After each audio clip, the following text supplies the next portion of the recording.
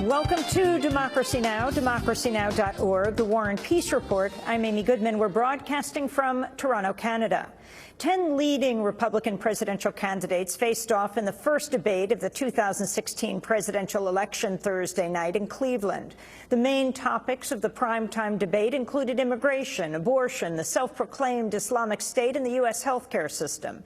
During the debate, frontrunner Donald Trump stood by earlier statements that the Mexican government was sending the, quote, bad ones over. People that I deal with, that I talk to, they say this is what's happening because our leaders are stupid, our politicians are stupid, and the Mexican government is much smarter, much sharper, much more cunning, and they send the bad ones over because they don't want to pay for them, they don't want to take care of them. Why should they when the stupid leaders of the United States will do it for them? And that's what's happening, whether you like it or not. Debate moderator Megyn Kelly asked Donald Trump about his comments calling women he didn't like fat pigs, dogs, slobs, and disgusting animals. You'll hear his response later in the broadcast. Meanwhile, New Jersey Governor Chris Christie and Kentucky Senator Rand Paul got into a heated argument over NSA domestic surveillance. I'm proud of standing for the Bill of Rights, and I will continue to stand for the Bill of Rights. And Megyn, that's a completely ridiculous answer. I want to collect more records from terrorists, but less records from other people. How are you supposed to know, Megyn? Use the Fourth What are you supposed Amendment. To? How are you supposed Use to? the Fourth No, I'll Amendment. tell you how you Get a warrant. Let me tell you something. Get you go a judge to sign when a warrant. Some analysts described Thursday's debate as the Roger Ailes primary, since the head of Fox News had so much say about who participated in the primetime event. 7 other Republican presidential candidates who didn't make the cut participated in another debate earlier in the evening. Fox News said it calculated its top 10 list by averaging 5 national polls, a process which came under fire from polling agencies earlier this week. We'll have more on the Republican debate later in the broadcast. In news from Washington, D.C., New York Democratic Senator Chuck Schumer has announced he will oppose the Iran nuclear deal. Schumer's the third-ranking Democrat in the Senate and one of the leading Jewish voices there. Some fear his dissent could pave the way for some Democrats to oppose the deal. His announcement comes one day after President Obama made his case for the agreement by comparing those who oppose the deal to those who supported the invasion of Iraq. Proponents of the agreement told the New York Times Thursday they still likely have enough votes to uphold a presidential veto if the measure is blocked by Congress. Activists and religious leaders from across the country are heading to Ferguson, Missouri this weekend to commemorate the death of Michael Brown, the unarmed African-American teenager who was fatally shot by white police officer Darren Wilson 1 year ago Sunday.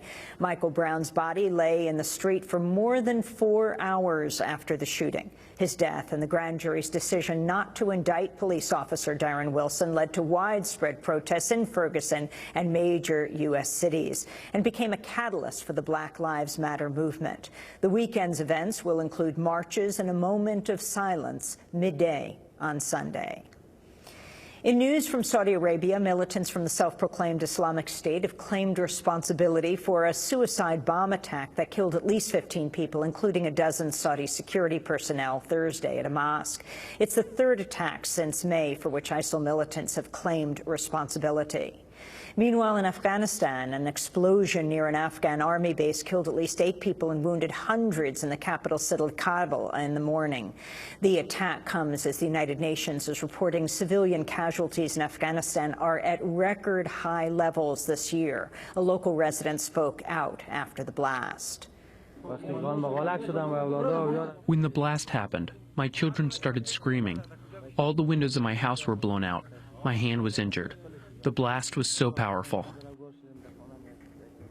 In Pakistan, officials say 2 U.S. drone strikes killed at least 4 alleged militants Thursday. The strikes hit a tribal region of North Waziristan bordering Afghanistan, where the Pakistan military has been carrying out an offensive for over a year. In news from Bangladesh, a blogger who expressed secular views has been hacked to death in the capital city, Dhaka. Niloy Neal is the 4th blogger to be killed this year, allegedly by suspected Islamist militants. No one's been charged in any of the 4 attacks. And Jon Stewart, known as the most trusted name in fake news, bid farewell to The Daily Show on Comedy Central Thursday night after 16 years. The satirical news show transformed the media landscape, revealing and reveling in the hypocrisies of politicians and their media bedfellows. Thursday night, Stewart said goodbye to his viewers, warning the audience not to believe misinformation. So I say to you tonight, friends, the best defense against bullshit is vigilance. So if you smell something, say something. And those are some of the headlines. This is Democracy Now!, democracynow.org, The War and Peace Report. I'm Amy Goodman.